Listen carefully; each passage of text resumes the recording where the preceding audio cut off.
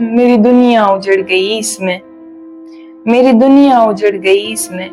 तुम इसे हादसा समझते हो, आखिरी रास्ता तो बाकी है, आखिरी रास्ता तो बाकी है, आखिरी रास्ता समझते हो।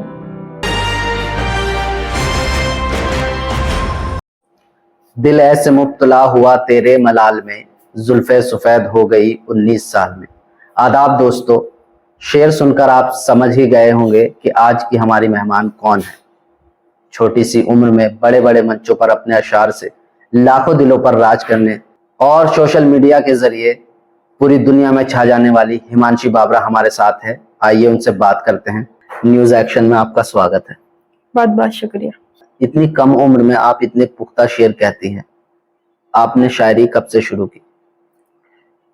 शायरी मैंने लगभग 11-12 साल की उम्र से कुछ ना कुछ कहना शुरू कर दिया था। शायरी सीखी मैंने 15 साल की उम्र में और अभी स्टेज का सफर लगभग 3 साल से। जब आप शेर पढ़ती हैं तो ऐसा लगता है कि जैसे आप हकीकत बयान कर रही हैं। सवाल बिल्कुल ठीक आपने पूछा है कि शेर कहते वक्त यूं लगता है कि किसी की हकीकत बयां हो रही हो। ये सवाल सिर्फ मेरे लिए नहीं, कोई भी शायर अगर शेर कहता है तो यूं ही लगता है जैसे हकीकत बयां हो रही हो। आपको न लगे तो किसी और को यूं लगता है कि ये हकीकत मेरी है, ये मेरी जिंदगी है।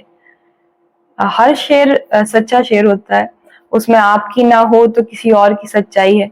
हर इंसान की जिंदगी में कभी ना कभी ऐसा वक्त आता है जब वो उस शेर से रिलेट कर सके, तो ये हकीकत ही होती है, बस कह कोई और देता है। किसी ना किसी की हकीकत होती है हर शेर में। आपकी शायरी में दर्द है, लड़कियों से रिलेट बहुत सारी चीजें हैं, मोहब्बत है, तो आपकी जिंदगी में भी ये सारी चीजें रही हैं?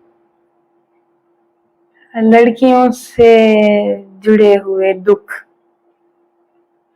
बहुत सी तकलीफें होती हैं।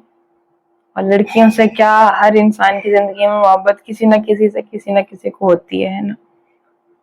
वो अलग बात है कि किसी को कम किसी को ज्यादा होती है, वरना इस पे ही एक शेर भी है शाहबाज मेहतर साहब का।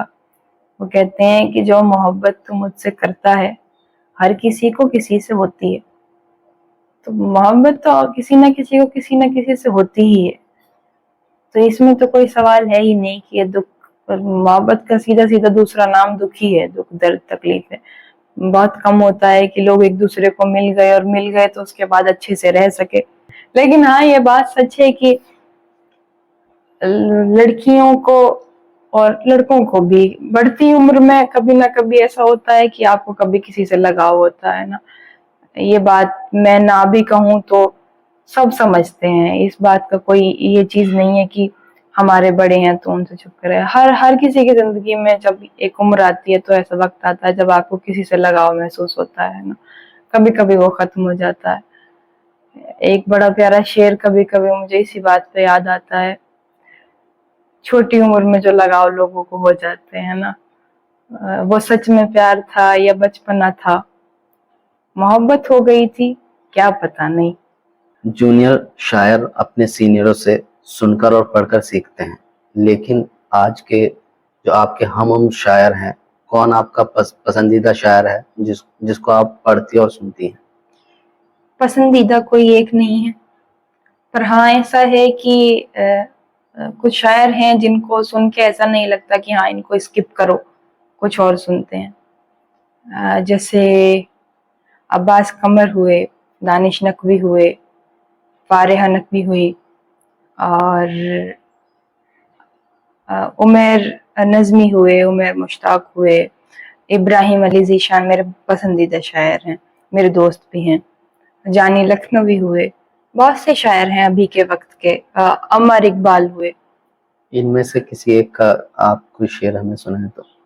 इनमें से किसी एक के शेर अगर मैं आपको सुनाऊं तो जो आपको पसंद है। मैं वो शेर सुनाती हूँ इब्राहिम अली ज़ीशान साहब के, जिन्हें शकील आज़मी साहब ने भी एक स्टेज से कोट करके बोला था कि देखिए जयपुर में क्या शायरी हो रही है।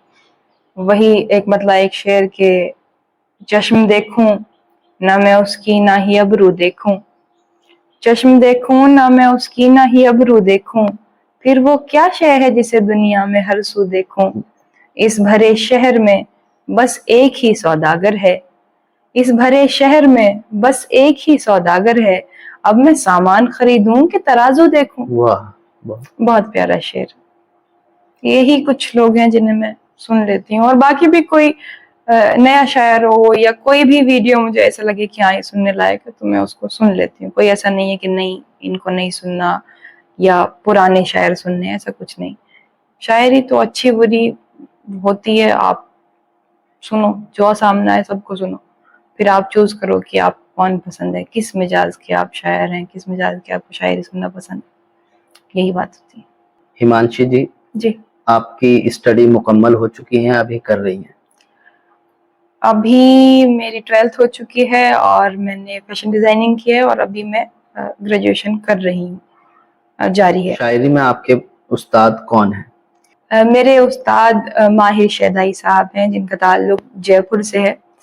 वहीं अगर मुझे कभी कोई परेशानी होती है और ऐसा हो कि मैं उस्ताद से बात ना कर पाऊँ, तो मेरे दोस्त हैं इब्राहिम अली ज़ीशान साहब, बहुत अच्छे शायर भी हैं।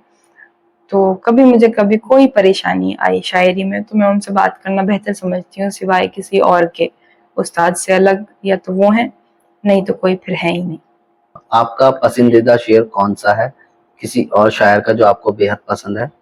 और साथ ही आप अपने भी जो अशार आपको अच्छे लगते हैं वो हमें हमारे दर्शकों को सुनाएं। पहले मैं अपने कुछ एक शेर सुना देती हूँ, एक गजल से नहीं होंगे।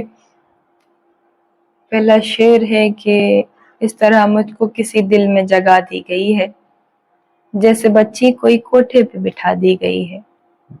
शेर है कि तर्क ताल्लुकात पे आया नहीं समझ, तेरा नसीब था कि ये मेरा नसीब था।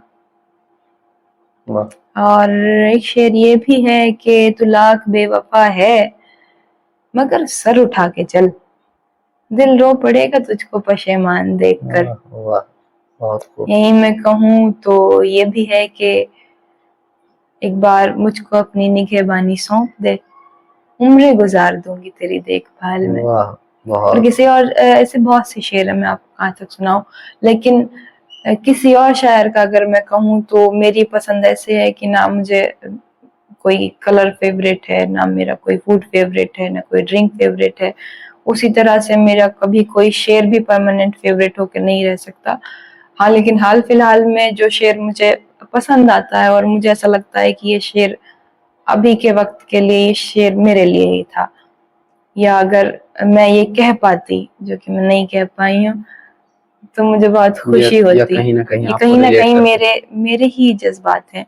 आज़म शाकरी साहब का शेर है, मुझे इन तसल्लियों से बड़ी चोट लग रही है, मुझे इन तसल्लियों से बड़ी चोट लग रही है, मेरा उम्र भर का रोना कहीं रायगा ना जाए। वाह वाह, बहुत। बहुत प्यारा शेर है, मुझे बहुत पसंद है। जाते जाते हमारा आपसे आखिरी सवाल ये होगा, जो लोग शायरी का शौक रखते हैं या शायरी करना चाहते हैं, उन्हें आप क्या मैसेज देना चाहेंगे? जो लोग शायरी का शौक रखते हैं या शायरी करना चाहते हैं, उनके लिए कुछ एक बातें बहुत ज़रूरी हैं, जो कि मुझे खुद भी जब मैं सीख रही थी उस वक्त मुझे फेस करने को मिली। मेरे साथ के ही दोस्तों ने सबने कहा कि ये जो बहर वगैरह है ये एक बंदिश की तरह से है, आप ये सीखोगे तो इसके बाद आपसे कुछ होगा ही नहीं, आप कुछ कह ही नहीं पाओगे। और दूसरा, कुछ लोग होते हैं जो इस वहम में होते हैं कि हमें क्या उस्ताद की ज़रूरत, हम क्यों किसी से सीखें। तो बात ये है कि आप चाहे किताबों से कितना ही सीख लें, लेकिन जो एक उस्ताद आपको सिखा सकता है वो किताबें कभी नहीं सिखा सकती। आप सीख सकते हैं, बहुत कुछ सीख सकते हैं, लेकिन उस्ताद होना बहुत ज़रूरी है। तो सबसे पहले तो अच्छी सोहबत में रहें, शायरी की सोहबत में रहें, अच्छे शायरों को सुनें। वैसे तो अच्छे अच्छे बुरे शायर तो होते नहीं, लेकिन फिर भी अपनी तरफ से कोशिश करें कि जो पुराने शायर हैं उन्हें ज़्यादा सुनें, और बहुत ज़्यादा डूब भी ना जाएं किसी शायर में कि आप उसको सुनते जा रहे हैं, फिर ऐसा ना हो कि आप उन्हीं की कॉपी बन के रह जाएं, कि आप जॉन एलिया को सुन रहे हैं तो फिर आप जॉन एलिया की कॉपी बन के रह गए, या आप किसी और शायर को सुन रहे हैं तो उसकी कॉपी बन के रह गए।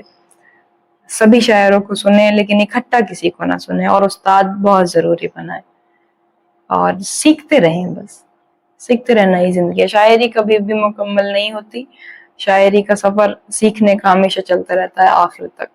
आप कहते जाएंगे, आप नया नया सीखते जाएंगे, कभी ये पूरी नहीं होने वाली। बाकी अपना ख्याल रखें। बहुत शुक्रिया। बहुत बहुत शुक्रिया। ये हमारी मुख्तसर सी मुलाकात हिमांशी बाबरा से हुई। आपने इनकी वीडियो देखी, इनकी बातें सुनी। आपको इनकी बातें कैसे लगी कमेंट बॉक्स में हमें ज़रूर बताएं। अगर आपको हमारी वीडियो पसंद आई है तो वीडियो को लाइक करें, शेयर करें और चैनल को सब्सक्राइब करें।